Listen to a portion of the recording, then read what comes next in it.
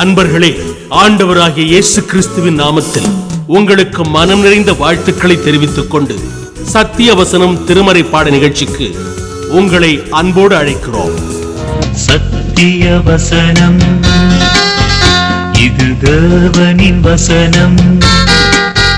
நாம் சோர்ந்து போகையில் கரம் கொடுக்கும் நம் தேவனின் வசனம், நம் தேவனின் வசனம். ஆதலால் விசுவாசம் கேள்வியினாலே வரும், கேள்வி தேவனுடைய வசனத்தினாலே வரும்.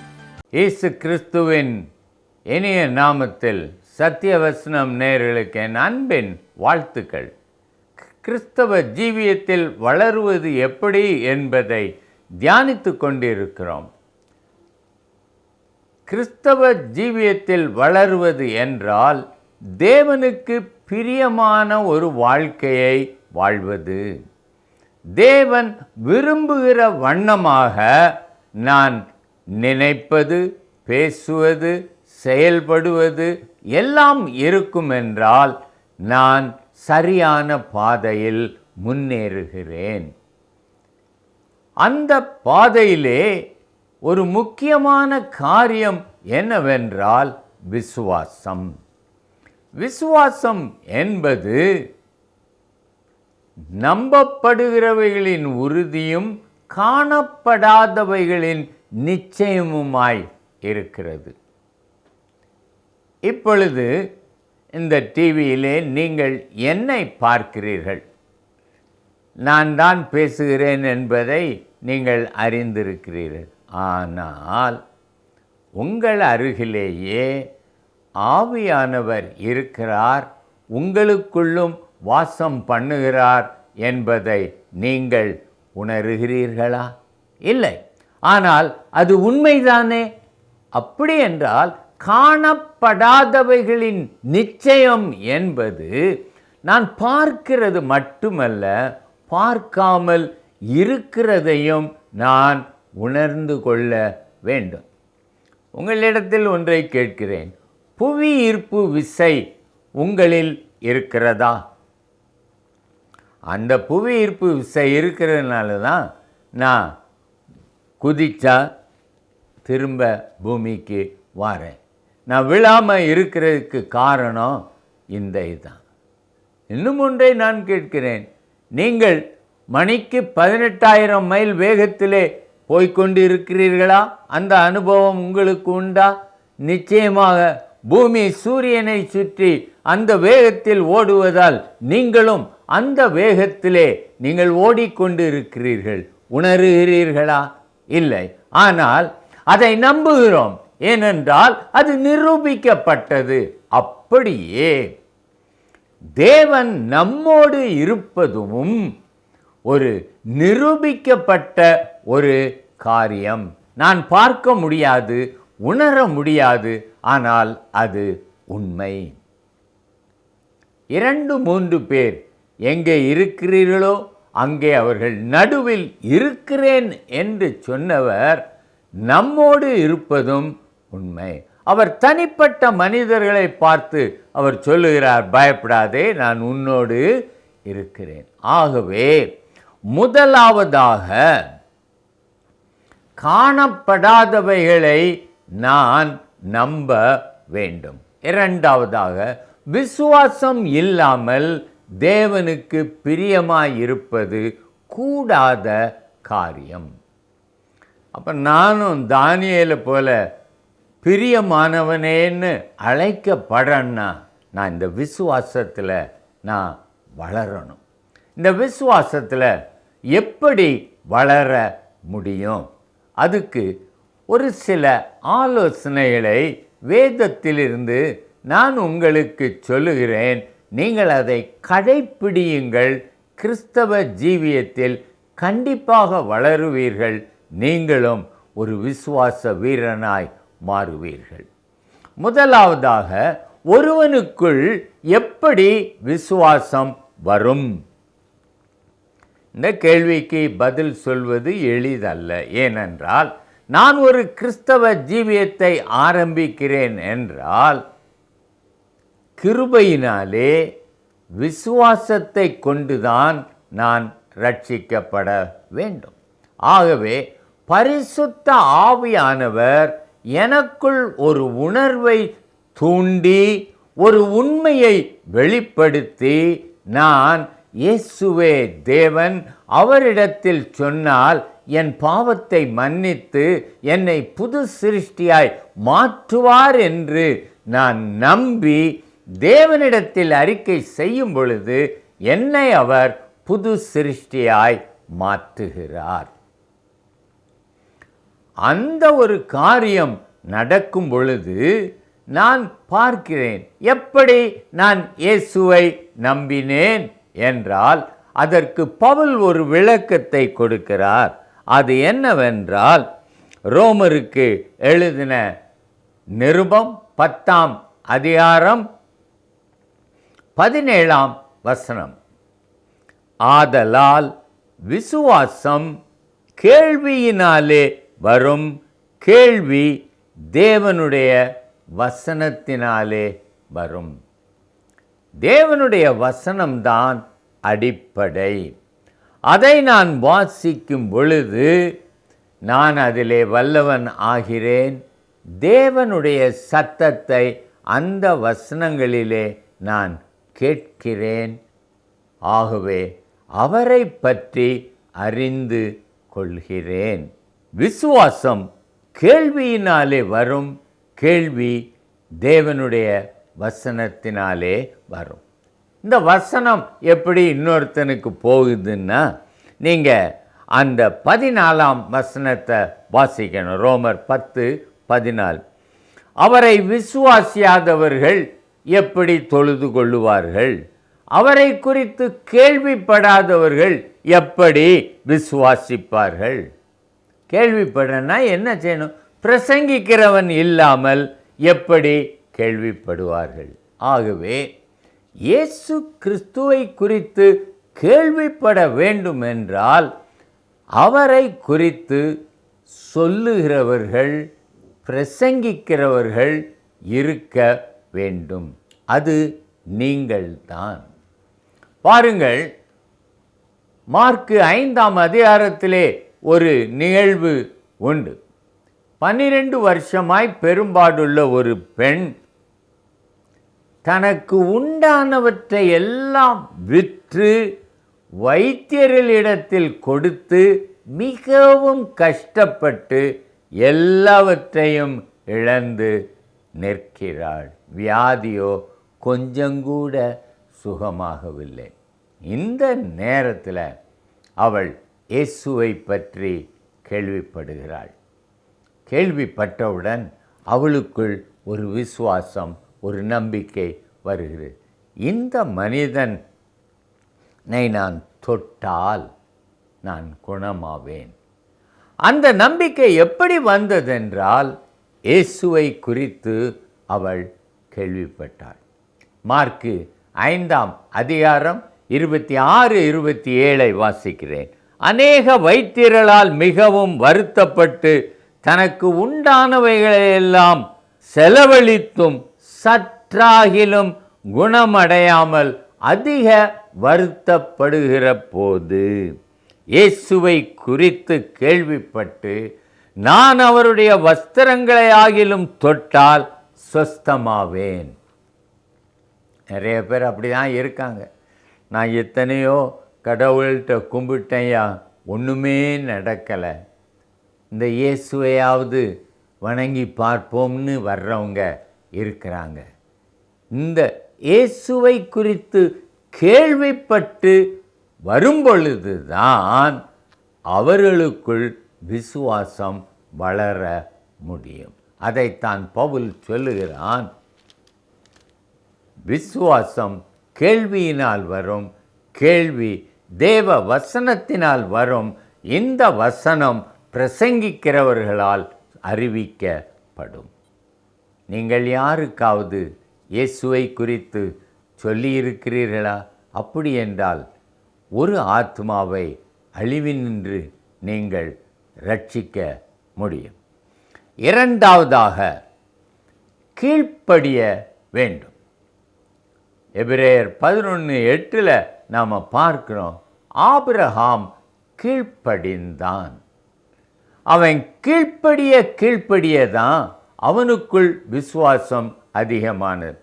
உன் ஊரையும் ஜனத்தையும் விட்டு புறப்படுனார்.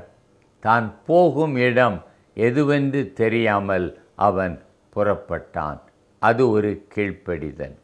இரண்டாவதாக, லோத்துவை விட்டு பிரிந்து போ என்றார். அவன் லோத்துவிடத்திலே நீ தனியே போ என்று அவனை அனுப்பிவிட்டான். ஆனால் இவனோ தனக்கு ஒரு இடத்தை தெரிந்து கொள்ளாமல் நின்ற பொழுது தேவனே சொன்னார், உன் கண்ணை ஏறெடுத்து வடக்கும் தெற்கும் மேற்கும் கிழக்கும் பார், நீ நடக்கும் இடமெல்லாம் உனக்கு கொடுத்தேன் என்று சொன்னார். அங்கேயும் கீழ்ப்படினான். மூன்றாவதாக, இதைவிட கடினமான ஒரு சோதனை. சாராளுக்கு பிள்ளை இல்லை, ஆகாரிடத்தில் இஸ்மவேல் பிறக்கிறான். அவனிடத்தில் ஆபிரகாம் அதிக அன்பாயிருக்கிறான். இவன் என் பிள்ளை என்று அவனை வைத்திருக்கிறான். ஒரு நாளில் ஆண்டவர் சொன்னார், ஈசாக்கு தான் உன் பிள்ளை, இவனையும் ஆகாரையும் உன்னை விட்டு பிரித்து விடு, அனுப்பிவிடு. அவனுக்கு ரொம்ப கஷ்டம், ரொம்ப கஷ்டம். ஆனாலும் கீழ்ப்படித்தான். இதைவிட இன்னும் ஒரு கஷ்டம், வாக்குத்தத்தம் பண்ண ஈசாக்கை நீ எனக்கு மோரியா மலையிலே பலியிடு. அப்போ அதுக்கும் அவன் கொஞ்சம் கூட யோசிக்காம ஆண்டவர் கேட்டா நான் செய்வேன்னு கீழ்ப்படினான். நானும் ஆண்டவருடைய சத்தத்துக்கு கீழ்ப்படிய என்ன நடக்கும்? நான் ஒரு காரியத்தில் கீழ்ப்படிந்தா இன்னொரு காரியத்தை ஆண்டவர் வைப்பார். அது முதல்ல உள்ளதோட இன்னும் கஷ்டமானதாக கடினமானதாக இருக்கும். அதுலேயும் நான் கீழ்ப்படிந்தா இன்னும் ஒன்று அவர் காண்பிப்பார், அது இன்னும் கடினமானதாக இருக்கும். இப்படியே தேவன் என்னை பலப்படுத்தி கீழ்ப்படிதலினால் என் விசுவாசத்தை வளரச் செய்கிறார். ஒவ்வொரு கஷ்டமான காரியத்தையும் நான் தாண்ட எனக்குள்ளாக விசுவாசம் பலப்படுகிறது. நாம் ஏதோ ஒன்று செய்கிறோம், ஒரு தடவை செய்கிறோம், அப்போ கொஞ்சம் தைரியம் வருது. ஆனால் அதே காரியத்தை அடிக்கடி செய்யும் பொழுது அது நமக்கு எளிதானதாகிறது, அது ஒரு கடினமானதாகவே தோன்றாது. அப்படித்தான் தேவனுக்கு கீழ்ப்படிய நம்முடைய விசுவாசமும் வளர்ந்து கொண்டே போகும். நாம் விசுவாசத்தில் வல்லவர்கள் ஆவோம். ஆபிரகாமை குறித்து அப்படித்தான் சொல்லி இருக்குது, அவன் விசுவாசத்தில் வல்லவன் ஆனான். மூன்றாவதாக, எனக்கு தேவனை பற்றிய அறிவு வேண்டும். தேவன் என் வாழ்க்கையின் எல்லா காரியங்களையும் கவனித்து கொள்ள போதுமானவர் என்று நான் விசுவாசிக்க வேண்டும். அப்போஸ்தலர் 26:15 அவன் சொல்லுவான். தன்னுடைய மறுபிறப்பின் அனுபவத்தை சொல்லும் பொழுது அவன் கேட்குறான், அப்பொழுது நான், ஆண்டவரே நீர் யார்? அதற்கு அவர், நீ துன்பப்படுத்துகிற இயேசு நானே என்றார். அவன் அந்த நேரத்தில் யார் உண்மையான ஆண்டவர் என்பதை அறிந்து கொண்டான்.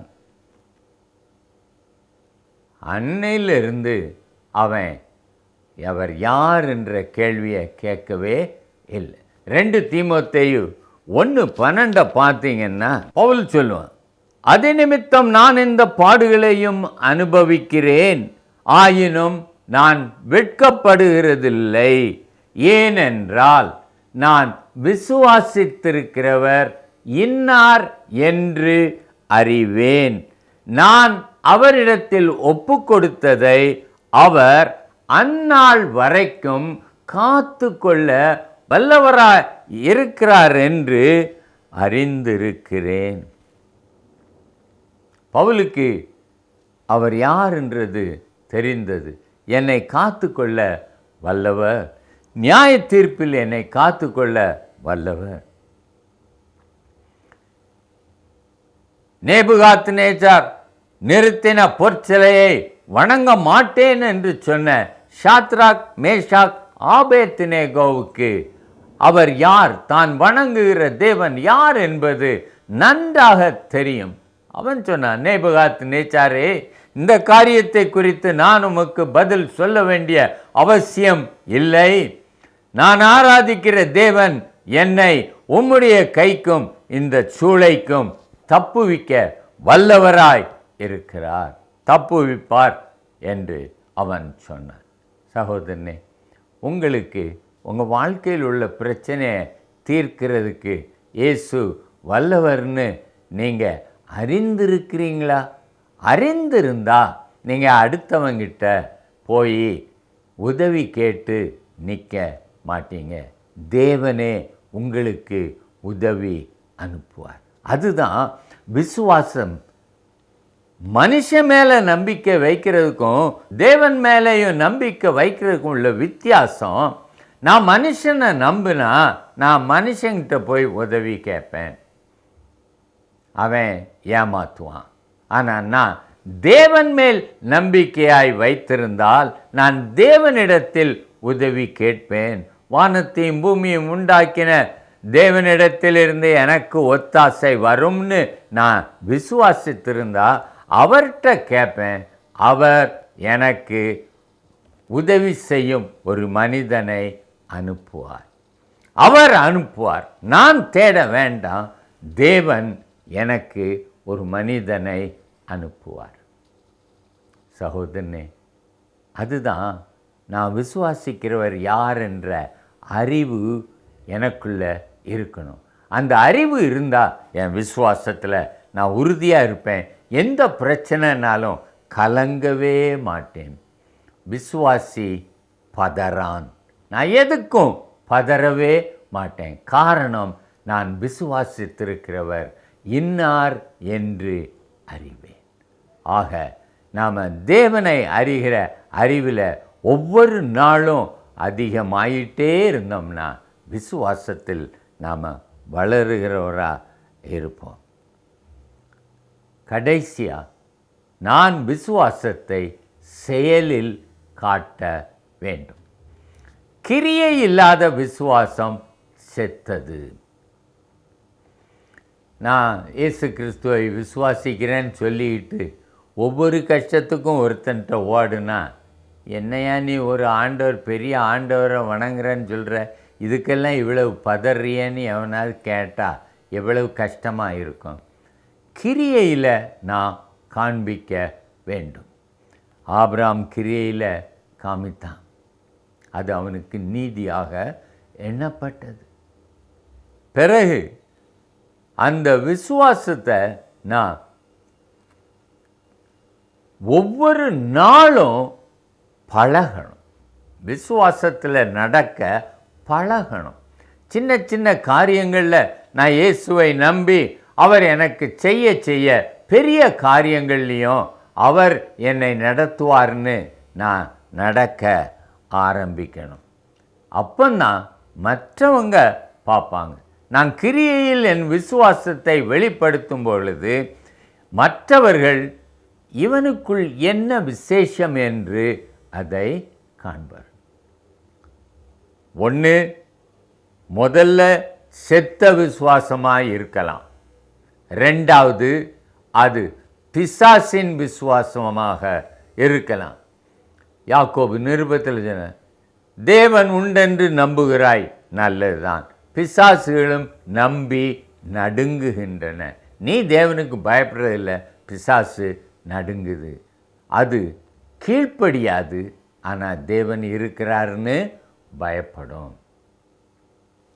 மூணாவது, செயல்படும் விசுவாசம். ஆக முதல் இது டெட் ஃபெய்த், ரெண்டாவது டெமனிக் ஃபெய்த், மூணாவது டைனமிக் ஃபெய்த். இப்படி நான் விசுவாசத்தை கிரியையில் காட்டும் பொழுது கிறிஸ்தவ ஜீவியத்தில் வளருகிறேன். விசுவாசத்தினால் தேவனுக்கு பிரியமானவனாக மாறுகிறேன். சகோதரனே, இயேசுவை நம்புங்கள். அவர் உங்கள் விசுவாசத்தை துவக்குவார், விசுவாசத்தை வர்த்திக்க பண்ணுவார், விசுவாசத்தை முடிப்பார். ஜெபிக்கலாமா?